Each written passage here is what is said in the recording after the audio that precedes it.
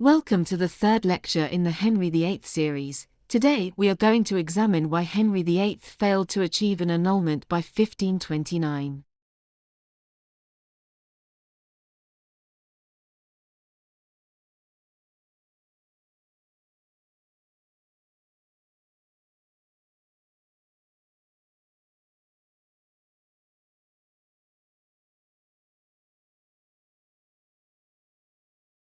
This lecture will be split into 4 parts.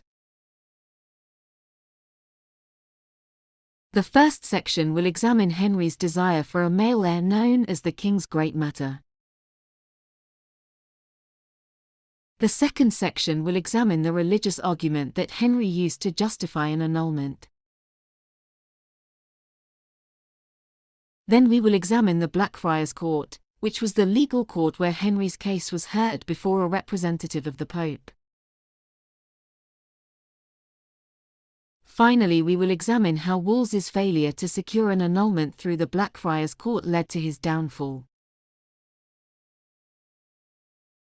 Let's first examine the reasons why Henry wanted a male heir. The main reason was precedent. In other words, historically, the throne was passed from father to son, and there had never been a fully recognized and legitimate Queen of England. A male heir was seen as necessary as women could not fight on the battlefield, which was an expectation of monarchs for the time. Secondly, women were seen as less intelligent than men and so inferior. It would be unnatural for a woman to rule. There had only ever been one Queen of England, Queen Matilda, and she had not been formally recognized as such. In the mid-12th century there had been a bloody civil war fought between those who supported Matilda as the only legitimate daughter of King Henry I, and her cousin Stephen, who was the closest male relative. Henry naturally feared that if he died without a male heir, the country would once again be plunged into civil war. Whilst most Yorkists' claimants were now deceased, there were still many members of the nobility who had Plantagenet heritage. Henry and Catherine had been married for 18 years by the time Henry sought an annulment. During the first 12 years of their marriage, Catherine had suffered from multiple stillbirths and miscarriages. In 1511 Catherine had given birth to a boy named Henry, who was given the title of Duke of Cornwall and a lavish christening. He died aged only 3 weeks old. By the mid-1520s, Henry was no longer visiting Catherine's bedchamber. By this point Catherine had reached menopause and was very unlikely to conceive and deliver a healthy child. However, the royal couple did have one healthy child, the Princess Mary, who was born in 1516. For a while it looked as though Henry had accepted Mary as his heir presumptive and so would not seek an annulment.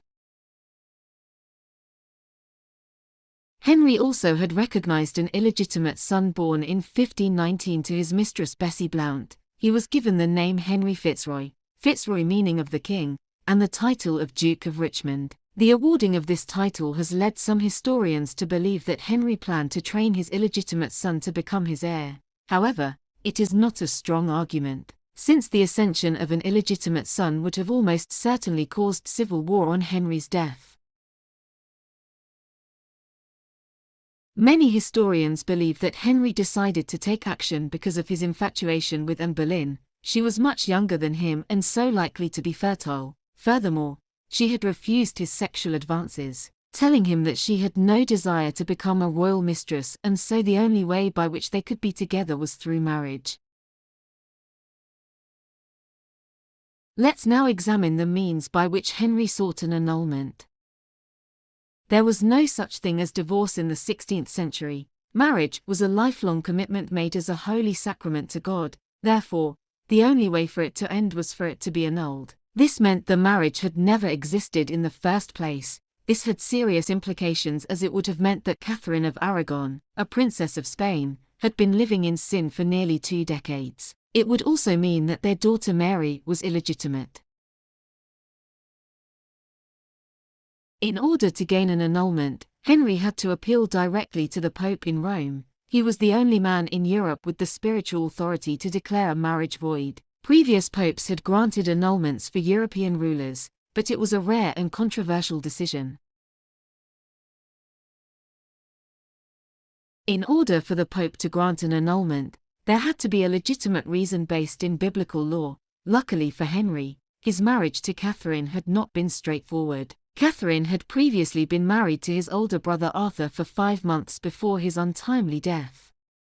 This meant that Henry could use an argument from the book of Leviticus, which states that if a man was to marry his brother's widow, then he has uncovered his brother's nakedness, and they would be childless. Henry took the term childless to mean having no male children.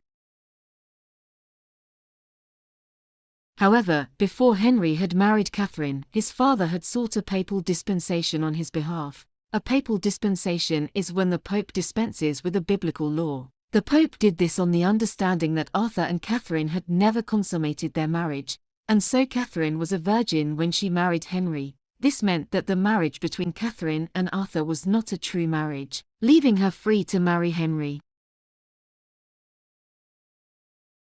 By 1527, Henry was convinced that Catherine had lied about her marriage to Arthur, and that it had been consummated. As a result, he genuinely believed that his marriage was cursed and that for nearly 20 years he had been living in sin. He saw the multiple stillbirths of male children as evidence of this curse. Let's now examine Henry's attempts to achieve an annulment. He placed a large amount of faith in his chief minister, Wolsey, since he was a cardinal of the Church. Pope Clement VII had granted Wolsey the power of papal legate, which meant that he could act on the Pope's behalf in any legal proceedings. Therefore, Wolsey was confident he could secure an annulment swiftly. However, Clement VII did not allow Wolsey to make the decision on his own. He sent another cardinal, called Cardinal Campeggio, to also act as papal legate. He had to agree to the annulment also. Wolsey believed he could manipulate Campeggio, who was old and frail. However, the Pope had given Campeggio instructions to delay proceedings and stall for time for as long as possible. The reason Clement VII did this was because he was not in a political position whereby he could freely grant the annulment. In 1527, the Holy Roman Emperor Charles V had sacked Rome and placed Clement under house arrest. This meant that the Pope was essentially Charles' prisoner. Charles was Catherine's nephew, so had a vested interest in the proceedings. Furthermore, he had no reason to support Henry in this great matter after Henry had switched sides in the Habsburg-Valois conflict and formed an Anglo-French alliance in 1525. As a result, Charles made it very difficult for Clement to grant the annulment. Clement's way of dealing with this was to delay making a decision for as long as possible.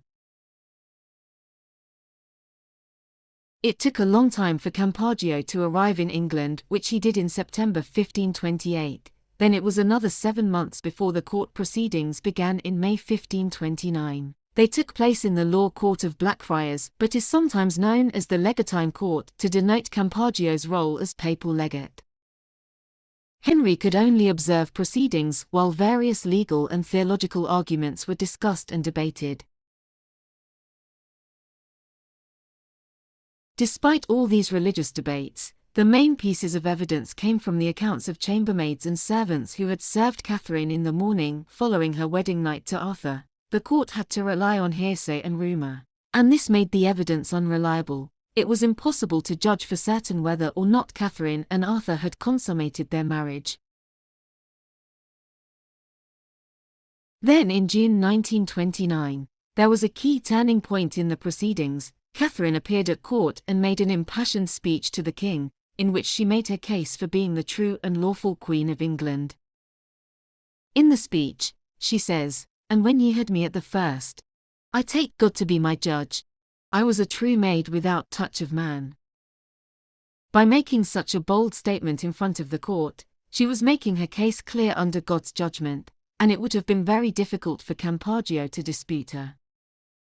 Furthermore, she reminded Campeggio that she was a foreign princess without strong alliances in England, and that if the proceedings were to go against her, then she would surely be banished to a convent where she would not be awarded the luxuries and privileges that were fitting for her status. On the 23rd of July, Campeggio adjourned the court, announcing that the Pope had granted permission for Catherine's case to be heard in Rome directly, since any court in England would show bias to its sovereign. This was a huge blow for Henry, who knew that Clement VII was more likely to side with Catherine if the case was heard in Rome, due to the influence of Charles V. The proceedings broke down, and from this point onwards Henry cut off ties with the church and looked to find a new solution to the problem of his marriage. On hearing this announcement, Henry fell into a fit of rage. He needed to direct his anger onto someone. He couldn't persecute Campeggio or his wife Catherine, as that would have caused an international scandal. So he made his loyal servant Wolsey the scapegoat. He stripped Wolsey of all his estates, secular titles and positions, then he banished him up to York, which was where he held office as Archbishop of York. Many historians believe that Anne Boleyn and her faction of supporters were responsible for Wolsey's downfall. The term faction is used to describe a group of courtiers who come together to plot and conspire for a common interest. In this case, they supposedly believed that Wolsey was deliberately thwarting the proceedings in order to serve his own interests as a cardinal of the church. This is supported by the fact that Anne Boleyn and Wolsey did not get along. Anne Boleyn believed that Wolsey did not wish for her to become Henry's second wife, and instead he wanted to form a marriage alliance with France. However, there is also a strong amount of evidence to suggest that Henry did not need further encouragement. He was determined to punish Wolsey for his failings. As a result, Wolsey was charged with praemunire. This is a charge similar to treason, whereby someone is accused of serving a higher authority than the king. Wolsey had only made it halfway to York before he was recalled back to London in order to be put on trial for this crime. He would have almost certainly been executed had he not taken ill on the journey back. He had to stop and rest at Leicester Abbey, and this is where he passed away on the 29th of November, 1530. Wolsey's downfall did however leave a void at the centre of power. Henry had grown accustomed to having a competent chief minister who was willing to do whatever it took in order to get a job done. It was a lawyer who had originally worked for Wolsey who filled that void, a man named Thomas Cromwell, who would go on to use his legal expertise in order to form a pathway for Henry to achieve his annulment. However, in order to walk this path, Henry would have to break all ties with the Roman Catholic Church.